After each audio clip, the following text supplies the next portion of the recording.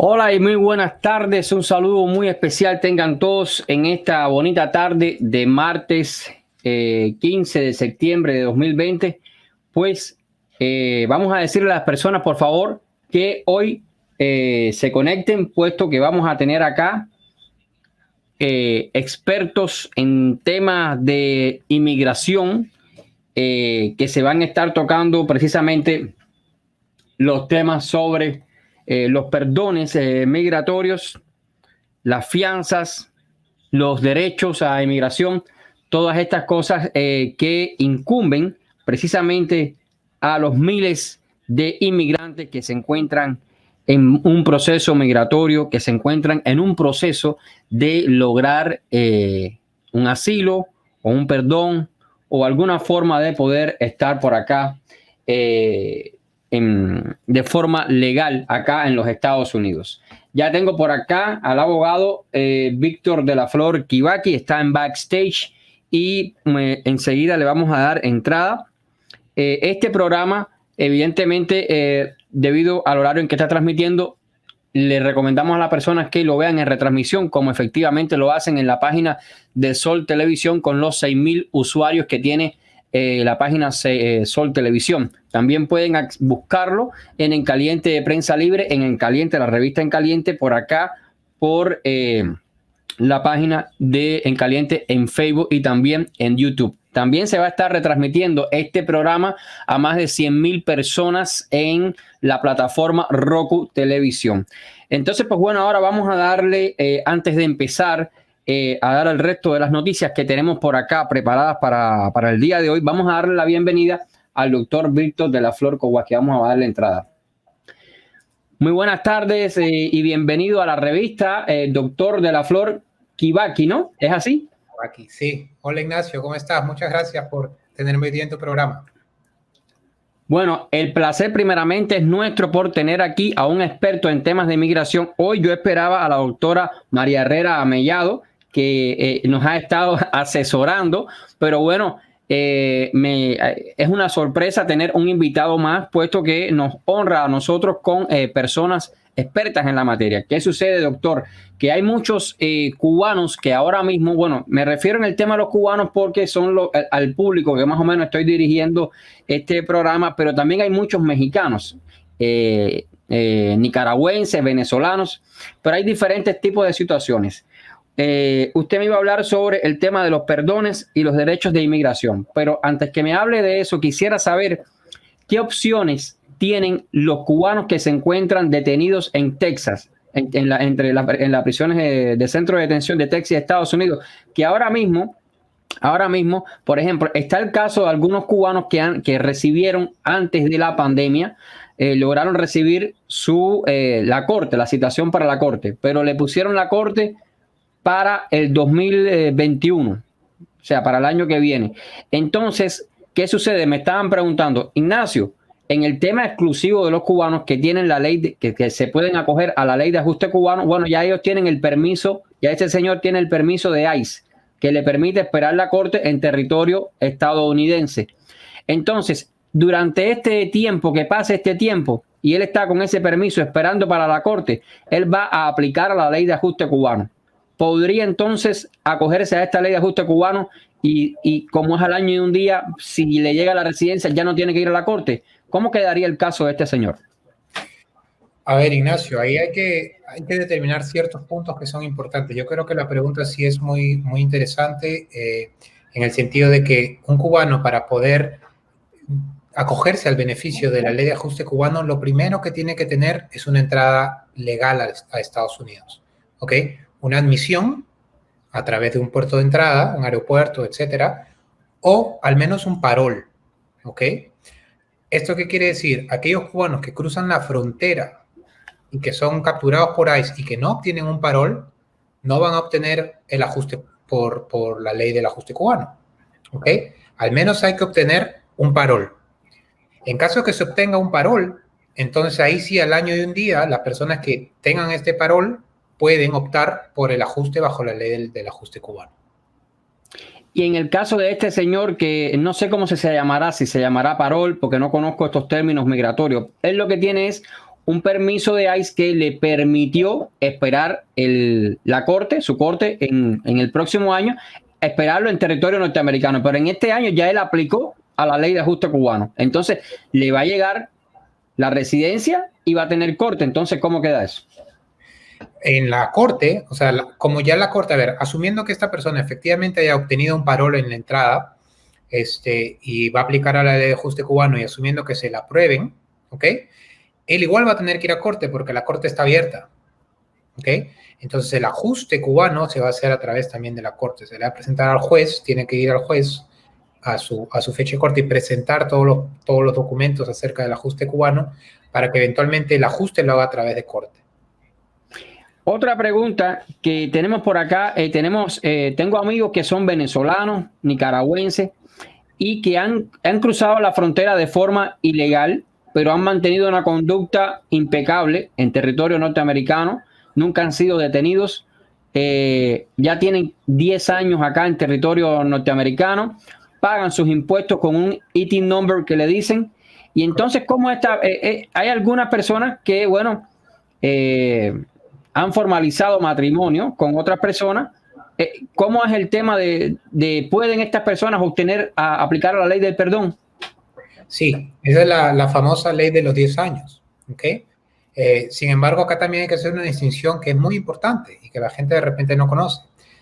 Los que pueden aplicar a esta ley de los 10 años son aquellos que se encuentran dentro de un proceso de deportación, un proceso ya en la Corte de Inmigración, ¿ok? Una persona que, por ejemplo, entró hace 10, 15 años, que nunca ha ido a corte, para poder digamos, solicitar este beneficio de la ley de los 10 años, tendría que su caso, digamos, entre comillas, entregarse para abrirle un proceso en la corte y recién ahí pedir el perdón de los 10 años, ¿ok? Entonces, ¿qué quiero decir con esto? A nuestros clientes, por ejemplo, que vienen y nos dicen, mira, que yo ya tengo acá más de 10 años, tengo 15, 20 años, nunca he tenido problema, nunca me ha agarrado inmigración. Personalmente, a nuestros clientes yo les digo que aún no podrían acceder a la ley de los 10 años porque los pondría yo mismo en riesgo a que les abran un proceso de deportación. ¿Okay? Entonces, están como que contra la pared, ¿no? Porque, bueno, por una parte tienen la posibilidad, pero también, como está ahora el tema migratorio candente en su auge, corren el riesgo de estar en un proceso migratorio y corren el riesgo de ser deportados también. ¿Es lo que usted me dice? Exactamente. Entonces, yo, una vez más, como abogado, yo no pondría a mi cliente en riesgo para tentar una posibilidad de quedarse. ¿Ok? Digamos, la ley de los 10 años, la aplicación para el perdón de los 10 años es válido, pero es un mecanismo reactivo, es un mecanismo de defensa cuando la persona ya está dentro de un proceso migratorio de deportación en la corte. Entonces, una vez que ya el cliente me dice, estoy en corte y estoy aquí en el país más de 10, 15, 20 años, entonces ahí sí, y digamos, en esos casos sí se trabaja y se dice, ok, vamos a aplicar a la ley de los 10 años. Y en el caso de, por ejemplo, un venezolano o una venezolana que contrae matrimonio con un residente, por ejemplo, cubano, y que se quieren, que tienen y han pasado ya, realmente están por cosas de la vida, pues se unen, ese residente tiene opciones de poder reclamar a esta persona indocumentada. Sí, claro que sí. Los residentes y los ciudadanos que, digamos, quieran pedir a sus esposos, a sus esposas, lo pueden hacer sin importar el estatus migratorio que tenga el extranjero, el esposo o esposa extranjero. ¿Ok? Se verá en el caso concreto, algunos de estos extranjeros que de repente no tienen papeles, en algún momento tuvieron una entrada legal a Estados Unidos y se casan con un ciudadano americano, podrían en esos casos quizá ajustar directamente sin pedir perdón. Pero en los otros casos, en los que quien pide es un residente permanente y la persona con quien se casa ha entrado por la frontera sin ningún tipo de admisión legal, pues la petición, sí, si se prueba que hay un matrimonio de buena fe, ¿me entiende? Que hay un matrimonio verdadero, la petición familiar puede ser aprobada sin ningún problema.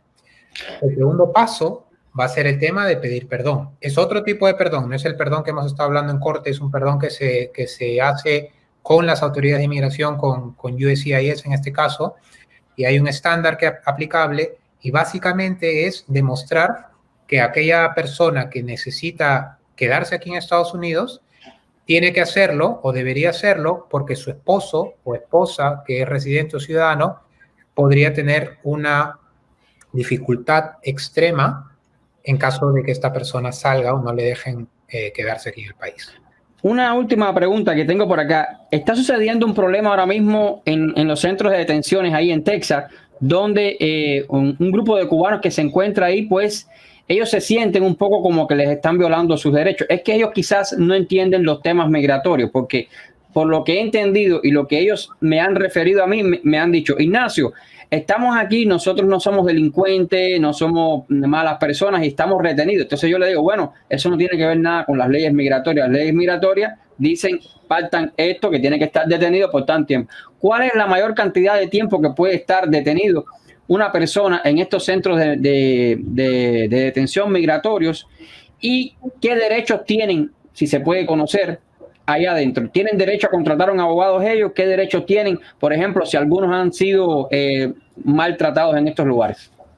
A ver, las personas que están dentro de los centros de detención tienen derecho a solicitar un abogado, pero no, digamos, el gobierno no lo va a pagar, lo tiene que ser, digamos, la misma persona tiene que pagar el costo del abogado.